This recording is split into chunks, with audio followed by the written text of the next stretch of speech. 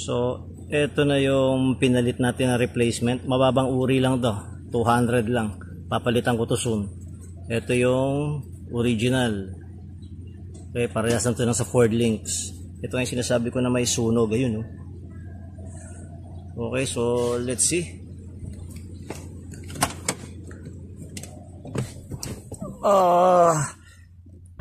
Ito yan. Wala pa. Hindi pa nakalak lahat. So, let's see. Switch on. Okay. Start. Oh. Hi, thank you.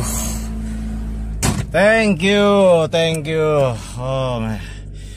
Ito lang talaga. Pangalawang palit ko na to. Siguro every 2 years nagpapalit ako. Hindi ko alam bakit nasusunog to. Ay, nako. Then, ito, pressurized yan. So, ibabalik ko lang itong lock. Naririnig natin yung motor. Lapit natin. Yan. So, yeah, linisan na rin to. Madumi. So, open niya kayo. Nangangamoy fuel.